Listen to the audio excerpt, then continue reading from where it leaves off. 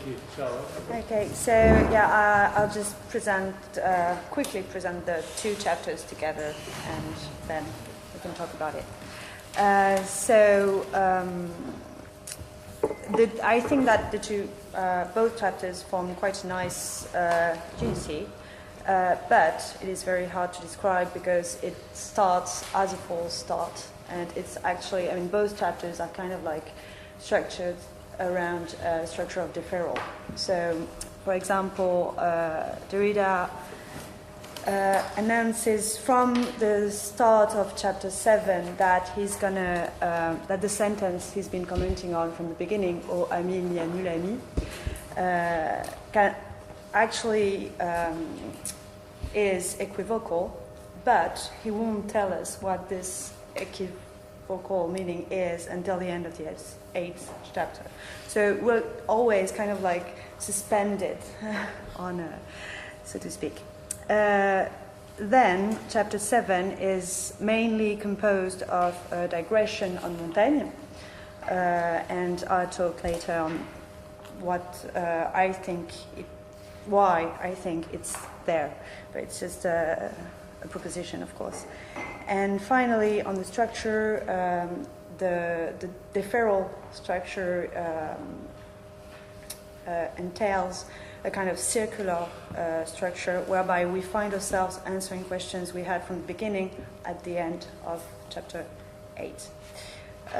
But I should add that Derrida himself never emphasizes this very structure in those chapters. So what struck me in those two chapters is that for the first time Derrida explicitly addresses the question of the modes of enunciation.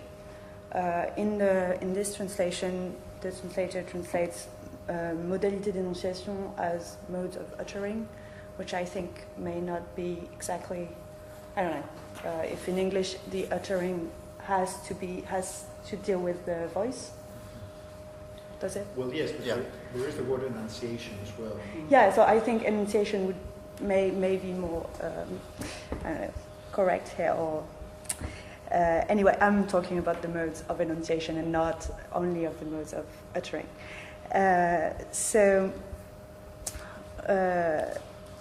Derrida addresses explicitly the modes of enunciation of the sentence, and that's fairly new in Politics of Friendship. So, more specifically, it concerns the difference between parler à, talk to, and parler de, speak of, and hence the difference between a vocative and an assertion, between what's a performative and what's an assertion. So that's how Derrida returns to Nietzsche's two sentences, Nietzsche's seismic reversal we talked about earlier, and he goes back to those two sentences and analyzes them in terms of vocative and assertion. This is at the beginning of chapter 7, and again, you will return to it at the end of chapter 8. So I think that the main problem here, and what Derrida is really working on, is the difference between performative and assertive, and what you will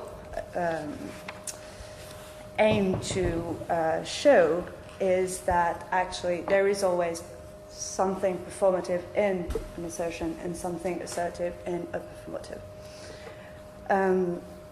So this reflection on Nietzsche's reversal links back to the messianic sentence as well as to the telepoietic sentence we talked about earlier. Both chapters deal with the possibility of the reversal of the friend into the enemy, and at the beginning of chapter 7 the question is the possibility of it, the very possibility of the reversal, at the end of chapter 8 it will be about the necessity of this reversal, what Derrida will call the risk of misunderstanding that we actually need to take. And that, I think, links back to what Allan was saying earlier about the risk, of the risk or the possibility of being misheard, And Derrida will talk a lot, a bit at the end about whether one wishes to be heard or misheard, and whether one actually wishes to be understood or not. And I think we can, go back to that later.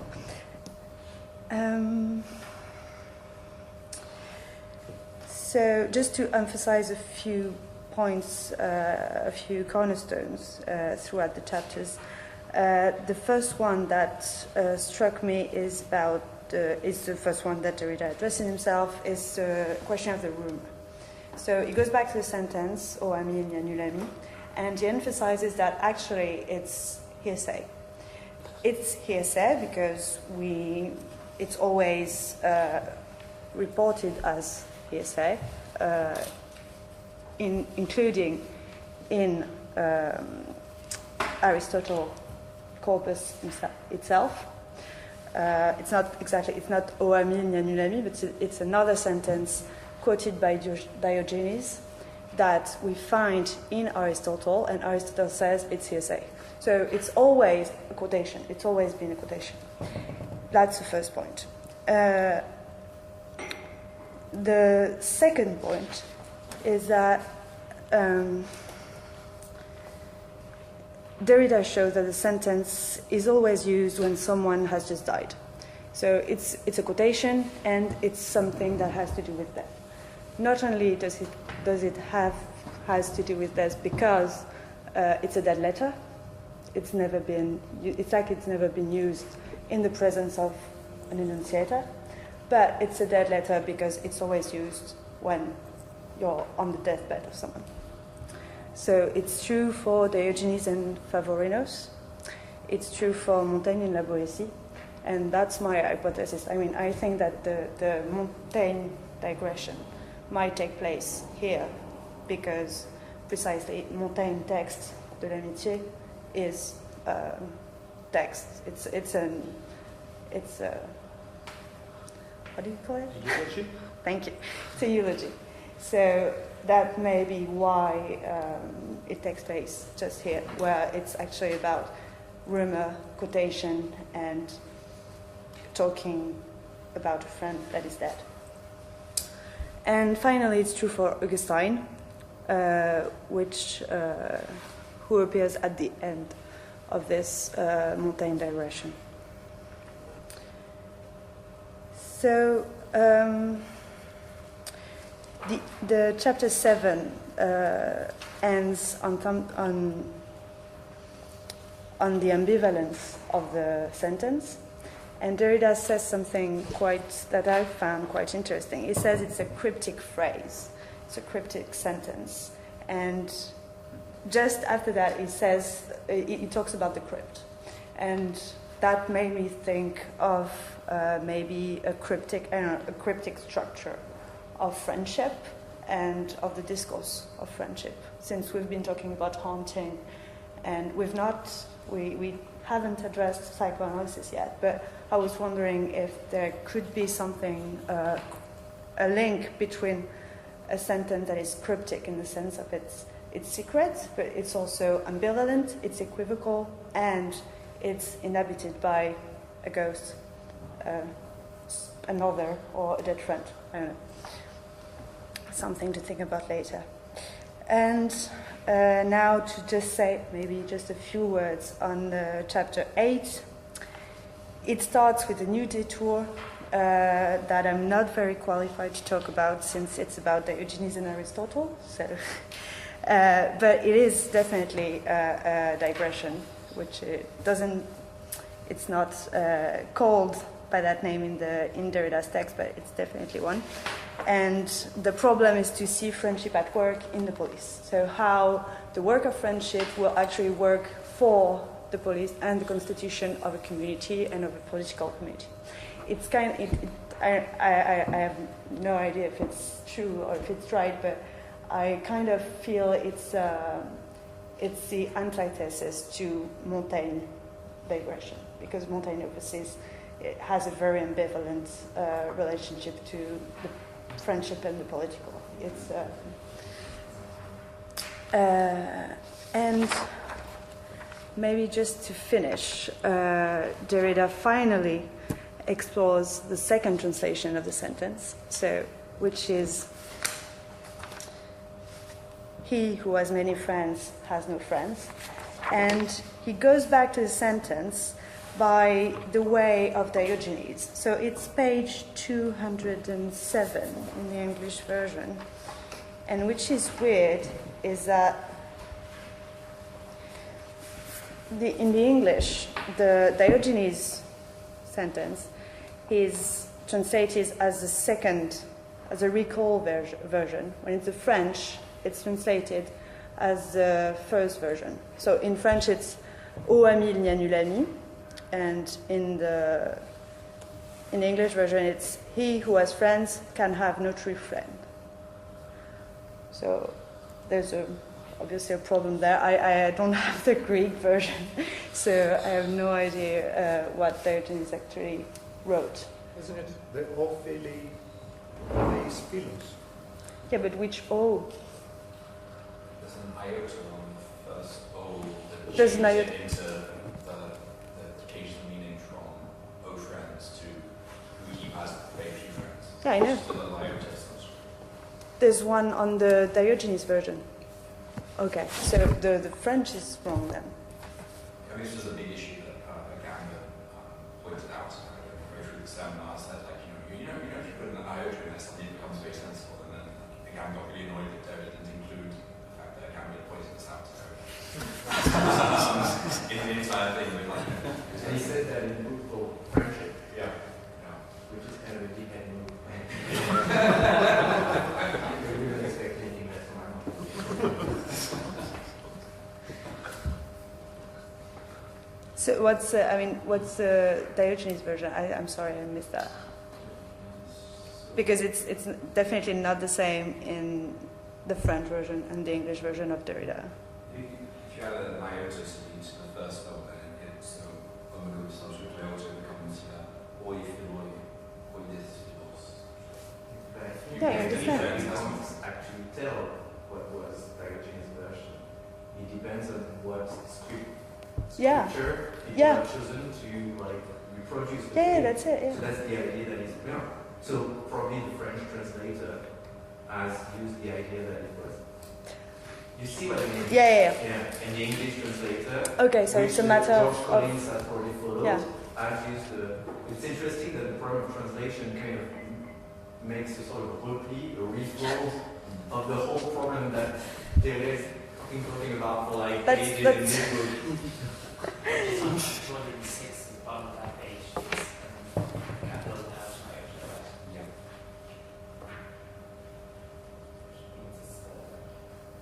In English? In the English, yeah. the bottom of 206. 206 is not the bottom, but just is what according to the Diogenes Aristotle.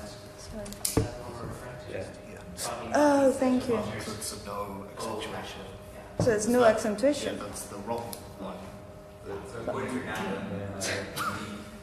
It's not the iota was pronoun. correctly put back in by the Genevan philologist Isaac Hasselhoff in 1616, and that's why later versions of Diogenes' lives have just you as very few friends, as no friend. It's an attempt to supposedly restore something that got lost in Isaac's view. But this is not the pronoun. Yeah, that's incorrect according to. That's incorrect. Yeah. Okay. Well, Which is a page in French? in the French, it's 234. 204. Anyway, so to wrap this up, Derrida goes back to the problem of translation through this, obviously, problem of translation via Diogenes. And he goes on to explore the more probable translation of the sentence, which is the one he has purposely ignored since the beginning. He then shows the performative force that kind of wins over in both versions. And that's what is very powerful in this chapter. And this performative force, I think, echoes what we said earlier about the force of the perhaps, that actually also has this power of, I don't know, this kind of momentum that wins over something. And so maybe we can think of the correlations between both chapters. Finally, a consequence of this winning over the performative force is and of the commentary of the two translations is the impossibility to speak to just one friend, because of iterability, you always speak to.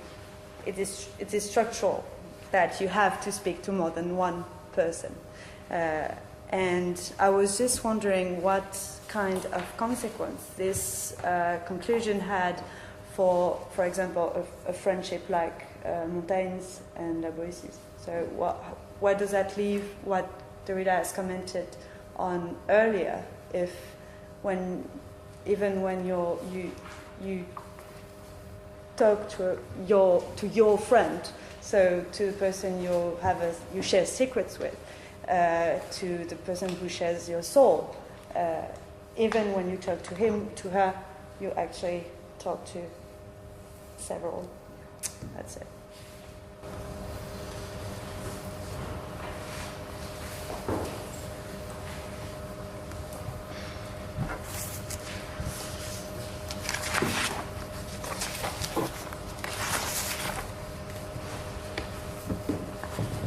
Would someone like to explicate a little bit further the two readings of the O? Like, I understand the issue. I'm still a little bit perplexed as to what Agamben's proposition is. Agamben's proposition is the same as Derrida, but Agamben claims that he's the one who discovered that actually there was a mistake in reproducing, like really this genuine script was as re-established the iota on the omega, that would make it sound like, that would make it mean what Derrida says it probably means. And Derrida Agamben wrote a text later, basically called Friendship, explaining that he was astonished that Derrida would not mention that it's actually Agamben that made him realize that. Yes, I understand that. I'm still not sure what the two possibilities are. One is this reading we've been talking about, which is like, oh my friend, there are no friends. Yes. And then this alternative reading that Agamben pointed out was that it's merely saying many friends is no friends. Like basically if you have too many friends, you don't really have any friends. For the one who has many friends, there is no actual friend. Yeah. So it's no longer evocative, it's no longer. Yeah, so it's not, But then Derrida points out that there is an implicit, a tacit vocative anyway, and so then we can re-equate them. Can I just say something about that, just in terms of style? Because I don't know if we should believe Agamben or not. I will not. But Nancy said it was not actually true in an interview. But what's quite interesting, because that's not really important, what's quite interesting in terms of style, what Agamben does is that in his text, Friendship, he's basically saying there is one truth to that motto. And we just need to go in the books and try to find genealogically, because we were talking about that earlier, the origin, what happened, the mistake that can help us put it back together. So like in typical Agamben style, the library visit was enough to clarify the mystery. In 1616, the great Genevan philologist Isaac Casaubon decided to publish a new edition of the Lives, blah, blah, blah, and then he explained how that happened. And so we just have to return to the original sentence, and then everything is like back in its feet. Well, what Derrida insists upon is first the fact that there was a mistake, maybe, but then this mistake created like a massive heritage that, I mean, basically the fire caught, we say caught on, so that probably means something, okay? And then he insists on the undecidability maybe between the two, and the fact that both are at the same time performative and constitutive in very different ways. And I think this speaks a lot about questions of style and how we speak about text and how we speak about genealogy.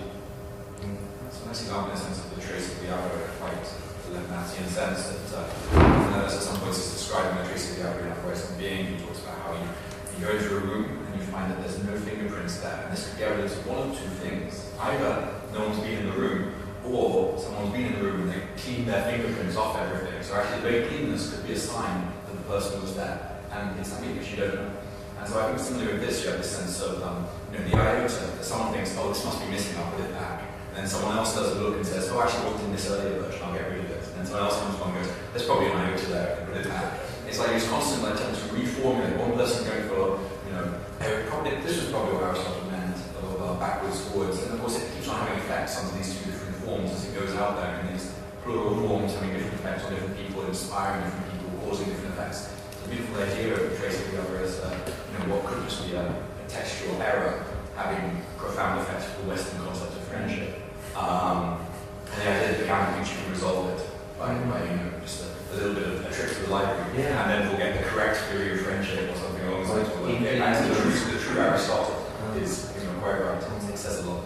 Absolutely. And to just add to everything you're saying, I think Derrida already from the first chapter, when he's exposing the kind of an annunciatory dimension, addressing the friends, he already has a parallel account of the law of scarcity, which does not hinge on the understanding. So you can have that, and you can have a theory of scarcity running side by side and complementing each other. So you don't need to turn to the quote for that. There's an independent grounds, and then the question is, already from the first chapter, like before you introduce that, how do you reconcile the two, as you've been saying? How do you what is the relation of that performative address to the law of scarcity? Anyway, and to say also that, I'm now recalling the discussion a little bit better actually, but it sounds like strange Greek to me. Like the proposition of how to translate it so it make sense. It's unlikely that would be like. I know that there's a philology and Agamben knows his Greek and all that, but it doesn't sound right. Whereas the evocative to me sounds much more straightforward. But we can leave that more to the classicists. But I think it's a very strange thing to have this formulation to that there are friends, meaning many friends. It's just a very strange formulation. Something 190 as well, just there, because what's that change everything absolutely will, and he carries on and goes, the brackets, the same iota, it's synonymous in our culture for almost nothing. It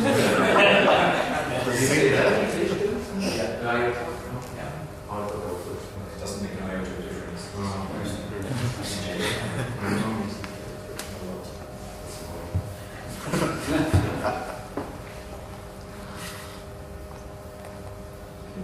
Now it's quite interesting that the two phrasing, what Derrida is I think trying to say, that the two phrasing, even though they're completely incompatible, are actually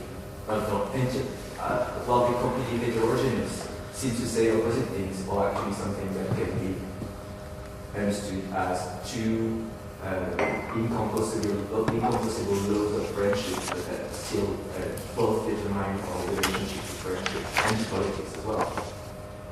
And both insist or both require that original is performative elements, right? Even though the second one isn't an address, it still requires the possibility of the address to take place. So they're incompatible with the similar condition of possibilities as well. They both kind of make friendship impossible and possible at the same time, I guess. But in different ways. Almost very another sort of pattern we've got sort of difference, which is pronounced the same but is written differently. We have sentences in there like tutor, in so many different ways, despite having the same set of words in this little bit graph. And then here we have examples going to be written slightly differently, just where there's this tiny dot next to you, imagine iota to a capital omega, just a tiny mark. So there is a graphical mark that distinguishes it, yet nevertheless it could still be the same sentence in the same way that to is a single graph that has multiple meanings. So we have some kind of connection almost like that. And I don't know how you say that in English, but did you study Greek? No. It's page 208 at the top. It says like none good accent for another, barely one letter for another, only a soft spirit for a hard one. Because like in French we say esprit doux or esprit dur for the type of accent, and of course spirit is the ghost here as well. So the sentence is haunted by its own. Yeah, in the Greek it's the same word, pneuma, spirit. Pneuma.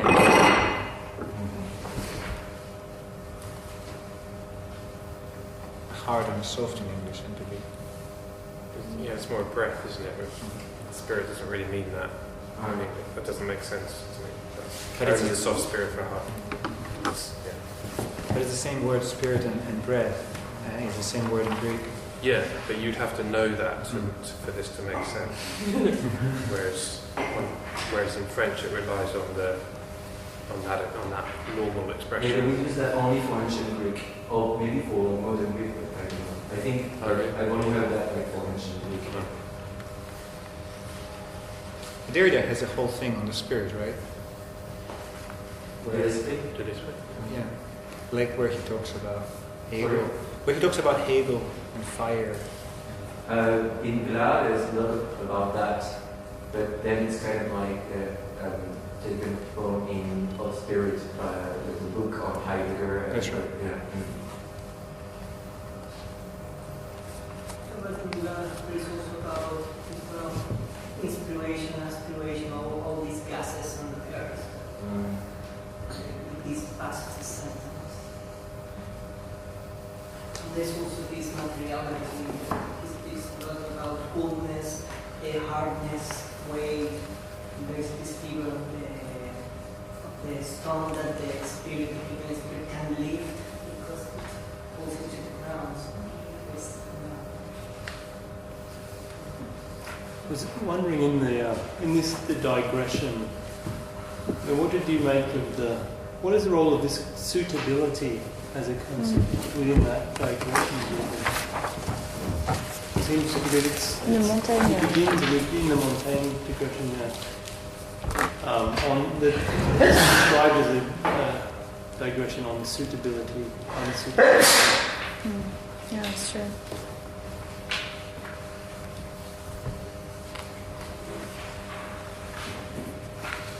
Convenance en français.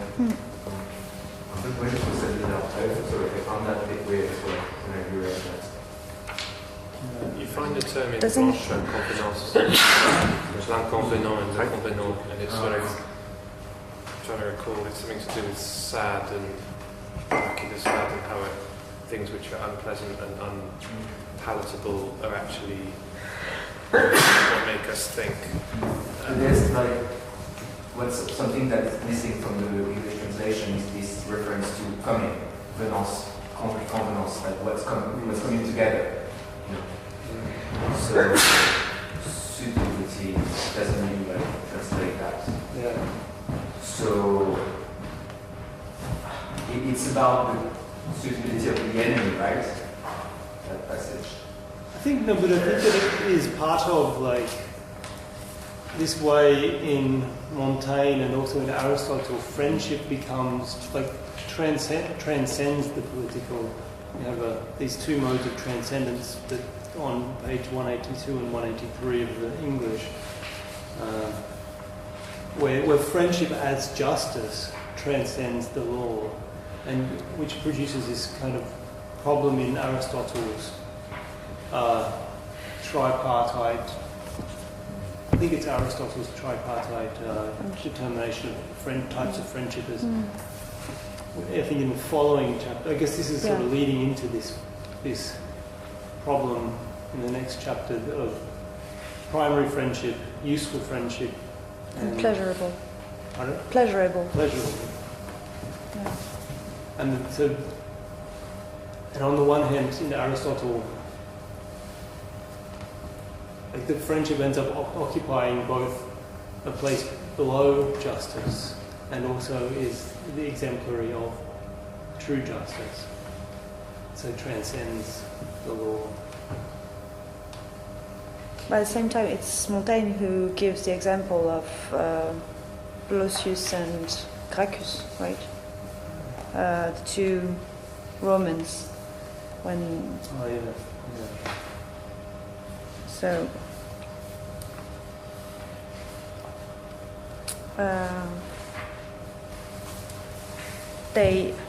I'm sorry, I don't have the English page, but yeah.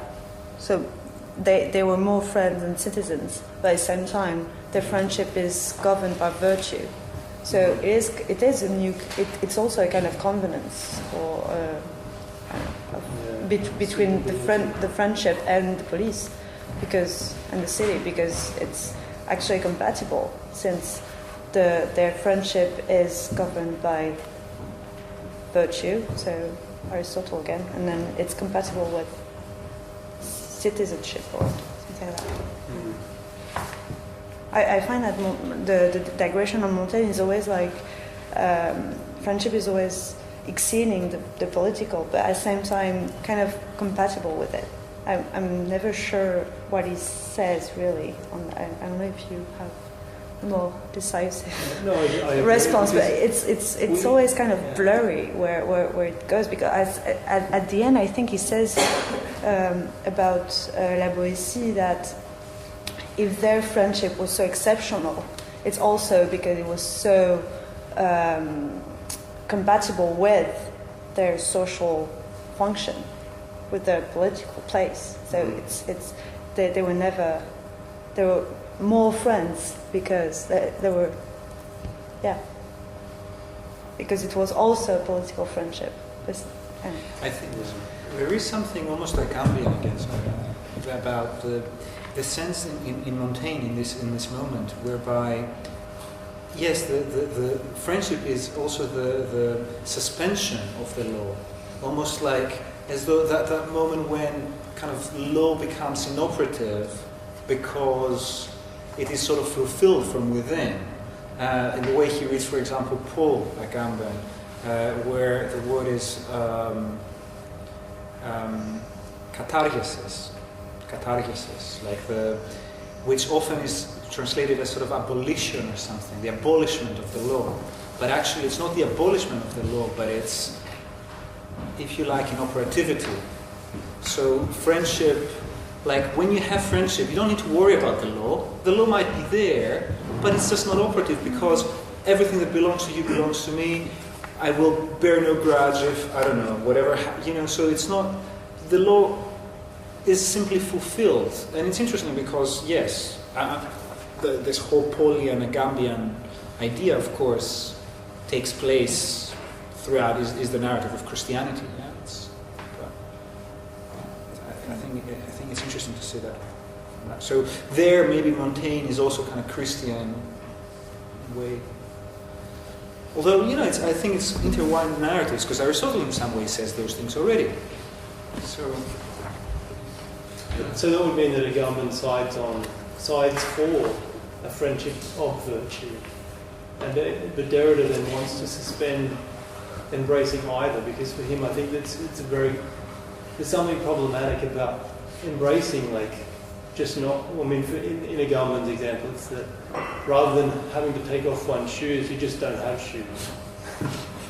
And that's the fulfillment of the law, in a way. Like, this is the kind of fulfillment, is the inoperativity created by just not wearing shoes. And I don't think Derrida wants, this is exactly the position that he doesn't want to endorse, I think, because there still needs to be some kind of political aspect, which, yeah. Does that make sense? He does? What does wearing shoes stand for? It's like, the content, it's like this debate about the Franciscans and the laws about poverty, and that you're not allowed to give up your goods. Or something, I can't really remember. It's like an intervention between the Franciscans and the other monks. Does anyone remember? Yeah, the highest poverty, that book you're referring to, yes. But, okay, but I'm not sure about how the argument goes. Yeah, doesn't matter. Well, somehow, like, by merely not having shoes, in a way, you subvert the possibility of a law that doesn't allow you to give away your shoes, or requires you. Yeah, it's to not, because you were not allowed to give away all of your possessions. Or you would have to give them through the church, who would still kind of own them. This is for a government, this is not really a suitable, not an adequate overcoming of the law. Yeah, adequate overcoming of the law is to not have shoes.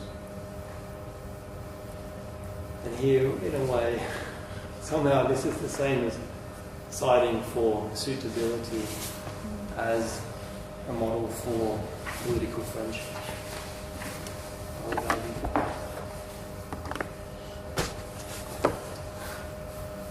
Yeah, I mean, what interests me about this whole Montaigne and Aristotle relationship on 185, where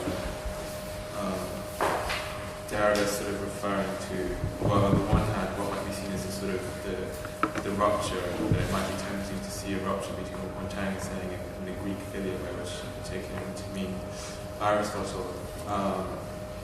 And then he seems to sort of refer to the opposite of that, whereby, you know, there's actually a sort of apt correspondence between Montaigne and Aristotle. And he suggests that we actually need another type of analysis within other protocols, where we're in the vicinity of a generative graft in the body of our culture. Our culture is such an old body, but such a young one too. It is a child's body, the body of the so-called European culture between all these testaments, between Greek philosophy and the so-called religions of the book. A patriarch born yesterday who knows but forgets, too young and short to remember that his own body was grafted at birth. So he seems to be saying something about the way in which this kind of lineage moves, I suppose, from one point to the other. That it's not simply a matter of rupture or even a matter of continuity, but it's more akin to like a skin graft, I guess, where you have both a kind of distinction between what is the old skin and the new skin, but at the same time they're kind of fused together in these kind of interesting ways. And I was wondering how that relates to what you were saying in terms of adding the idea to moving the idea to it seems like that process itself might be kind of, I guess, a graft where you're both young and old. But this is what really interested me about this chapter, is this kind of relationship between these different points of the lineage. That goes back to what I was saying about genealogy. Also, the case that, the graph was used regularly early on in the instruction as a figure for that as well, particularly in signature and context. And it's significant that these choosers move now into the speech act stuff exactly what he's bringing this in.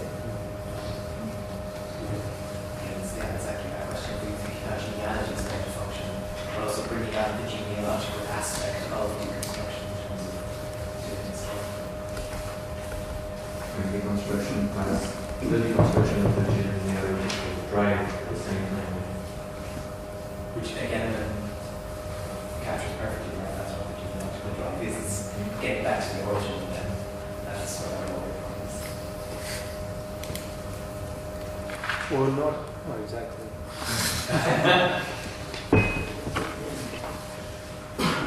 Getting back to the origin and finding an edit. But at least that would verify that that's the origin, that's that. It was more about uncovering the mistakes that were made in the birth line, the contingency of the birth line. It is interesting, not the origin itself, for a government. And could we somehow connect the graph to kinship, kin? In a way, the kin is an interesting notion. I mean, it does come up in the text, but it's interesting because you can also make kin, right? So, in a way, kin is precisely the people that you're not related to by blood, but you can be related to. So, the making blood of the non-blood. So I marry someone, I I might actually have a brother that becomes suddenly my relative, my kin, cousin, which was not my cousin before. So it's an interesting kind of making of consanguinity and a genealization that is not part of a straight line, but in a way it's kind of grafted onto something, and then it becomes part of that mode of genealogy. So I'm interested in the kind of, how the brother might actually not be blood, then is blood. So in a way the brother can be the friend that suddenly has become kin. I'm just interested in those notions because they are still part of our very contemporary discourse. I mean, this is the basis of Haraway's critique for Derrida.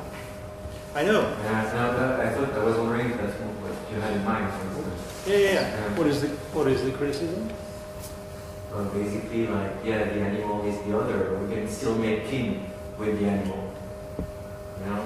So basically, you can't stop at alterity. You have to produce new forms of kinship, cosmopolitical kinship, this kind of thing. But it allows you to live with the others. But the issue, I think, with this way of saying is, I think that's what you had in mind. It's also, to make kinship, you have to at least produce some kind of fantasy of genealogy, of sameness, and so you miss what is actually other in the other by doing that. But I guess what Derrida is saying is that sort of commonality doesn't have to be configured as natural.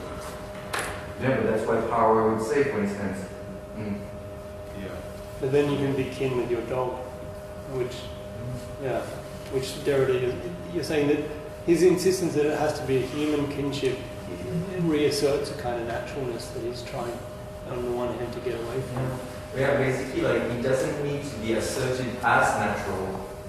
But it not will presuppose some form of homogeneity that is by definition the form of homogeneization, and so that is produced, it's processed, and as such it is always probably more violent than it pretends to be, than it claims to be.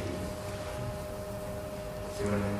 What I'm also interested in this critique of Haraway is, and actually it's not just for animals, that's one prong, but actually already within humans. So she repeats the same logic among humans as well. So okay, let's not all have our own children, let's group around one child. We're not sexually related, but we're all parents, and kin of this one child that we have in common. Let's bring population down. My concern is that in this discussion, what you have is a reinscription of the whole problematic of the politics of friendship in kin. So making kin is just injecting a quasi-spectral biological relation with all those notions of the aristocracy of friendship and a certain, Can I just say something? Because that's something that bothers me a lot. And there is no word in French for kinship. Absolutely not. Parenté. Parenté supposes parenthood. What was Or familiarity. So it supposes natural. What is Levi-Strauss's whole thing called then? In fact? Sorry? What is Levi-Strauss? Parenté. Parenté. Yeah. And so there's the father in parenté. Yeah. The what? There's the father in parenté. Except or the uncle. Yes, but etymologically, there is the parent, and so there is the genealogy of the father in it. And I'm just saying that it's just linguistic remark, just to say that there is an untranslatability here, which is somewhat interesting because it frustrates me, because I feel maybe that's why I can't understand what Haraway is trying to say with this concept of kinship. Maybe it's just a matter of language. But then if there is this matter of untranslatability here, maybe that means something else as well. Maybe that means that actually there is the heterogeneity within kinship as well. And I think that Derrida would definitely say, we should make kin. No one is against making kin. You have to make kin anyway, whatever that means, which I don't understand in French. But it doesn't erase the fact that kinship is always produced on the basis of an absolute heterogeneity.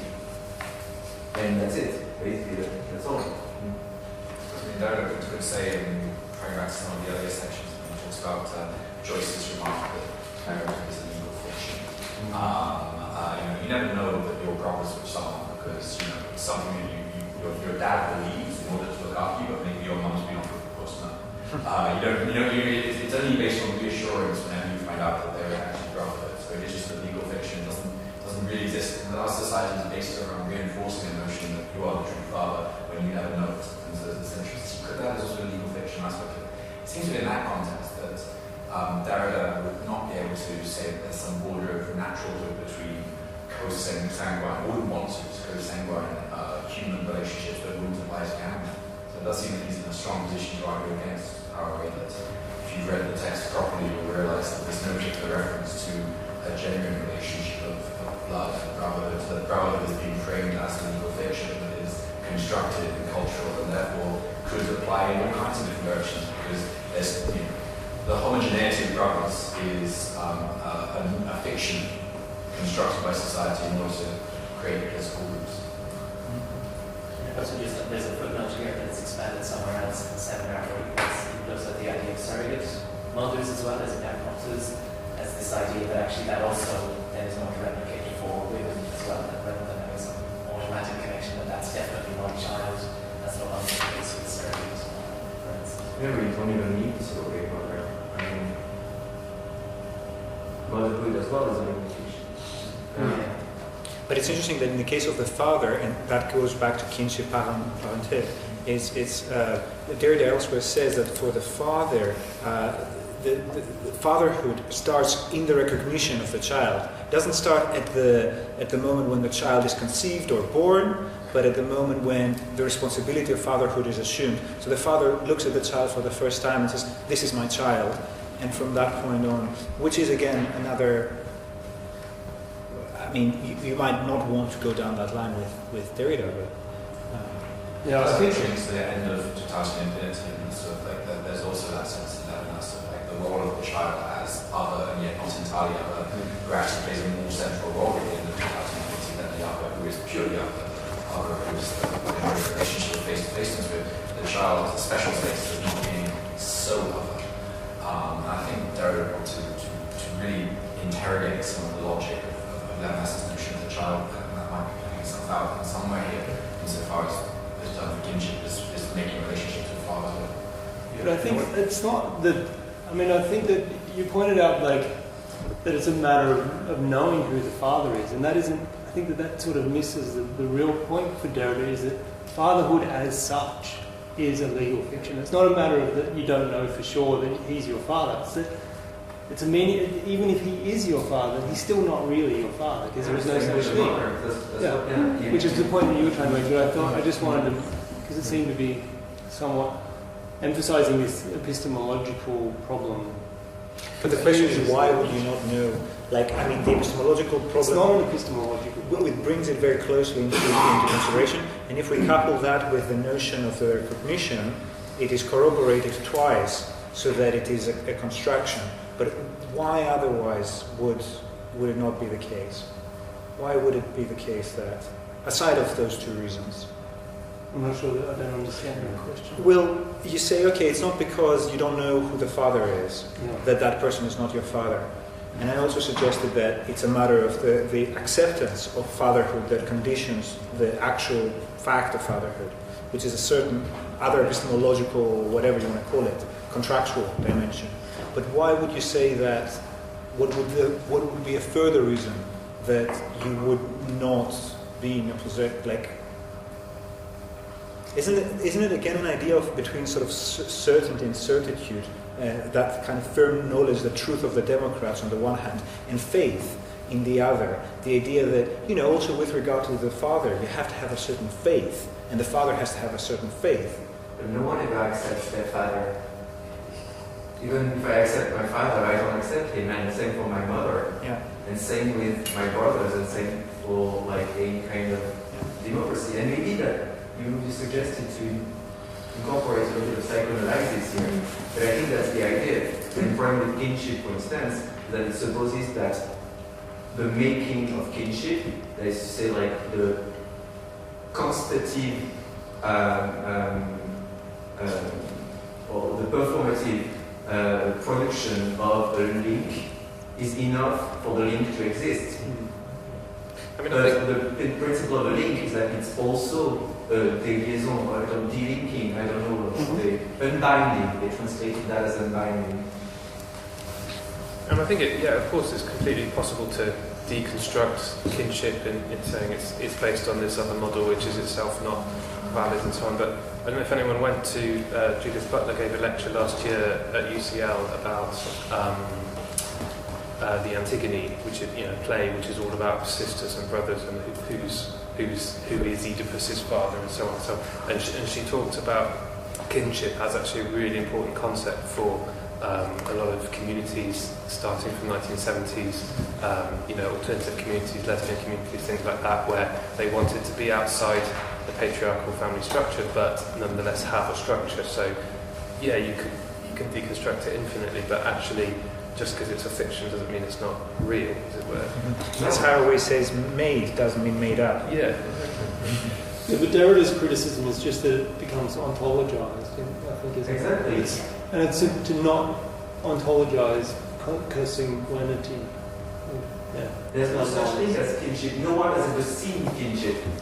Show me kinship. Well, on one hand, in a sense, we see it everywhere, but it's not like present ontologically. It's like it's everywhere. This structure is repeated, like this structure of. First of all, it's interesting that we're talking about kinship to begin with, right? Because that's part of the issue. He's talking about brothers, he wasn't talking about family at all. And we sort of slipped into that. Exactly because that's a question of love and friendship, because you're not friends with your parents, you love them, but that's not a friendship relationship, right?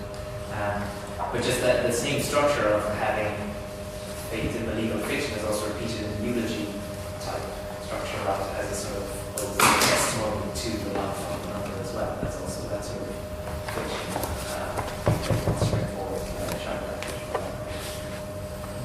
It's linked to the child as well. Yeah. The testimonial structure. Like I was trying to. Sorry, that wasn't what you were saying. No, I was talking about the eulogy point of view. Yeah. Sorry. I'm not making a point. I'm just saying I thought that was interesting. But the fact is that he still continues to try and push that form to credit faith-based structure continuously. Yeah. And I think we can link this up. The family and the eulogy structure. It's page 228 of the French version. I'm sorry, I don't have the. Well, it's the passage where Derrida is talking about the friendship between man and woman. Between the husband and wife. And for Aristotle, it can be a friendship of the first type. So a virtuous friendship, but it can last only through a child. So be aware of that. So, yeah, l'enfant est la vertu des parents. C'est en lui qu'elle est déposée, léguée, déléguée. Différence avec la procréation animale, en un mot, le testament. So it's true. It's not just through the child. It's through the fact that you're gonna write a will, basically, or you're gonna find yourself in a testimony. The friendship of the relationship between husband and wife is gonna be taken or structured in a testimonial structure, and that's from within this testimonial structure that the friendship is gonna acquire this kind of virtuous propriety. This is quite interesting. This is quite resonant of what Lee Edelman says about reproductive futurity and the figure of the child being invested with this task, which is precisely to repress the difference of what? I don't know. it's a kind of symbol in the present of a recovery of meaning. So it's quite, I don't know, this kind of actually quite interesting here, this sort of idea of the child being invested with the idea of community as something whose meaning can actually be recovered and represented in the present instead of being infinitely deferred. I don't know if anyone's read No Future, but it's quite an interesting. Anyway, no. Last maybe remark. Yes. Okay. Well, it's interesting that in this chapter you introduce a new concept of friendship that is this soul which is body that it functions as a practice of what the body means in the first place. So you can only know who is your father afterward. You have a friend in order to have a body. So to make the genealogy work. That's very good. Well, that is very interesting. No, it's like because before it happened, had this definition of body that implies a friendship. It just introduced it in this chapter that presupposes that there is a soul, but that is a spirit that doesn't relate to a proper body. But only when you meet this friend that he refers as a practice, you can have this notion of a body, and then you can unleash the idea of a genealogy. And he says something like, and this is like a painkiller for historian, because how can you try to use it like this? I don't know if the page exactly, but it's very fun. That's it. If I can very, very quickly put in one more thing in that discussion. In Hegel, young Hegel, there is this idea that the child is, on the one hand, what culminates love. So it is really the perfect union. It's like the absolute, relation of love. And yet at the same time, it's the beginning of the fissure. So the child will be the point at which the couple breaks. So it's the moment of completion, and that at the same moment, the point where he also mentions property, but that's another dimension. But the child really kind of produces this, on the one hand, an absolute destination, an absolute origin, and a dissociation between the two. If you see what I mean. The property doesn't seem to be that far away, because it's all this stuff about testament and testimony. It's like handing down inheritance, isn't it? Is this in French? Yeah. This is the same testimony and testament kind of. Oh no, sorry. Témoignage. Testimony is témoignage. Testimony. And testament is. Well. So in here, in the English, the testament is it appealing to So the idea of a will in the when he speaks of a testament in the English? I've been reading that as kind of like it's handing down on death. It can also be like the New Testament is a witnessing thing, something I've been the témoin de quelque chose.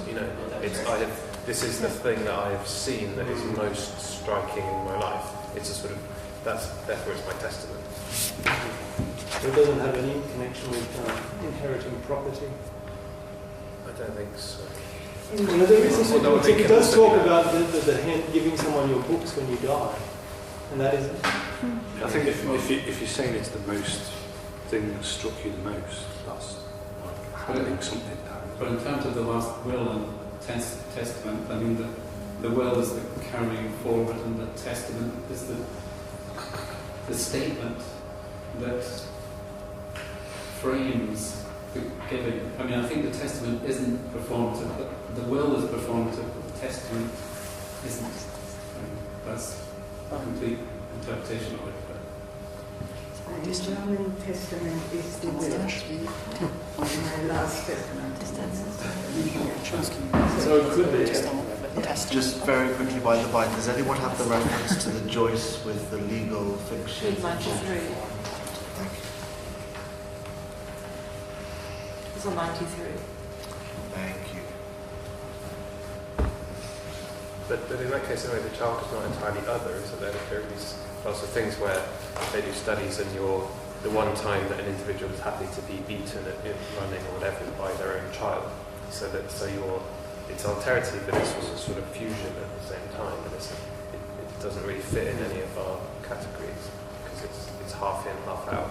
So there's this thing about completion and, what do you say, sort of dissolution at the same time. It makes sense. Shall we give a round of applause?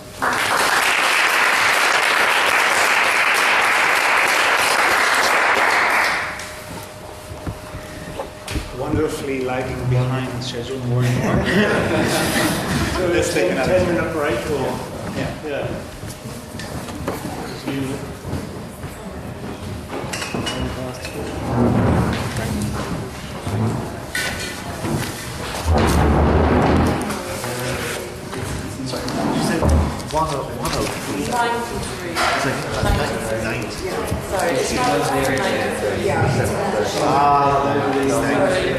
It's just the same thing about age. So it's about the death penalty. So he goes through this whole riff about how the legality of age is nothing. It's the same play. And that's the point.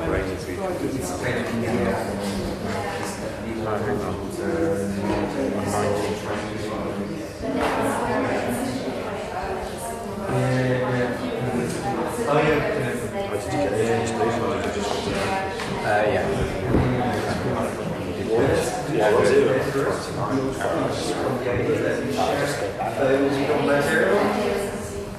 Yeah, and it's also dangerous because it means we need to share biological materials, so we can finish it with an animal, for instance, or something. It's a weird kind of Christian kind of way of it's a weird use of trials. Like I understand that one goal of going research, I think, for a lot of people who engage with the biology side of it is like to spread this strength as inheritance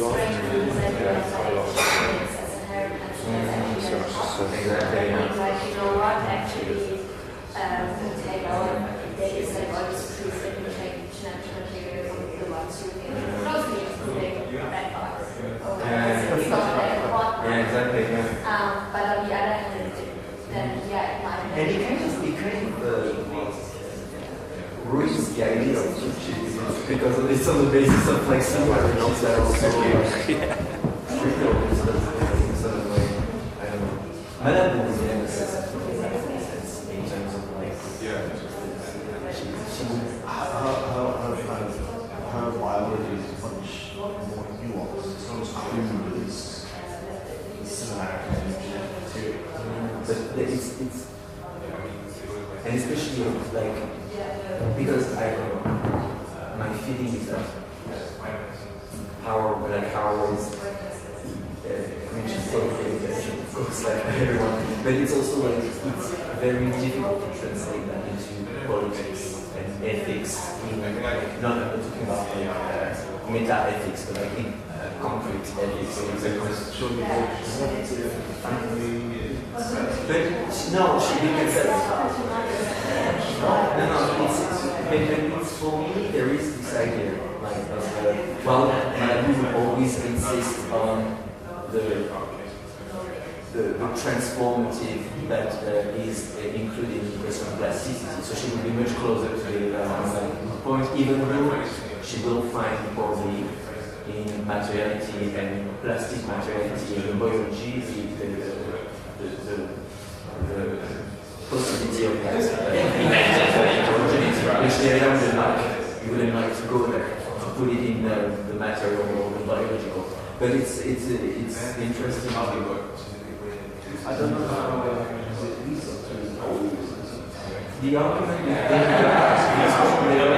is so I think in 2008, 2009, and then, as you said, I didn't read the whole book, but I saw bits, and they all mentioned Derrida, but there's not a full discussion of Derrida, and I forgot the title, and it's like 2015, 2016.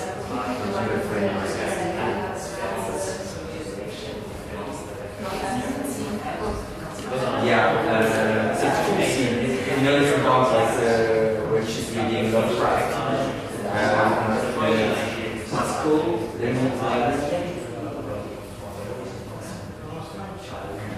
There is another also Anthropocene, Catholicism, Cillian, Holocene, Cthulhucene, Menegalle, and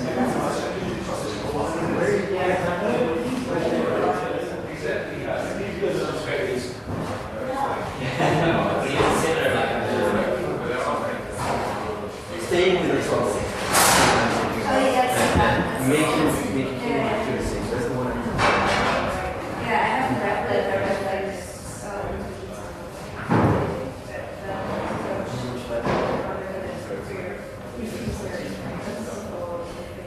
I have only read reviews. Oh, reviews. Okay, sorry. Yeah. So yeah, basically it's like.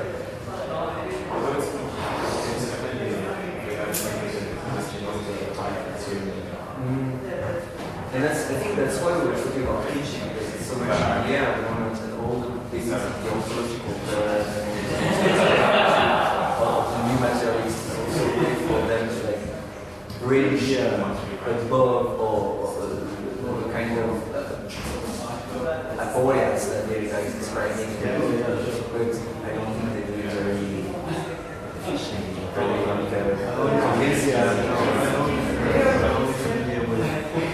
object orientated ontology, not the speculative. Well, no, there are elements, but more object orientated. I can't imagine that.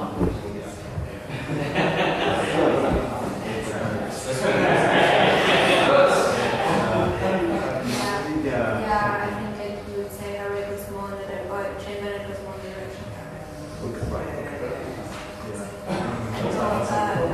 biology where it's their particular ontological adjustments.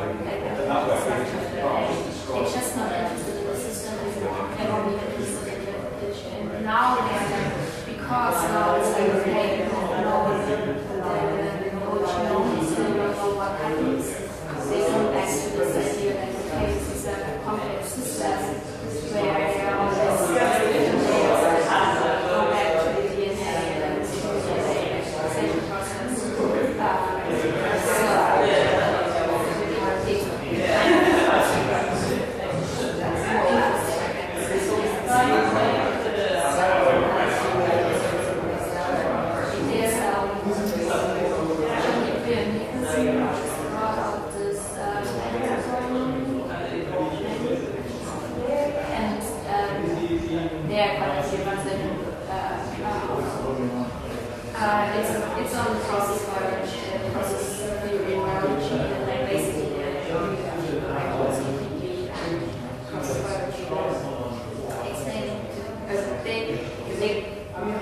they are also very strongly methodology to explain these things.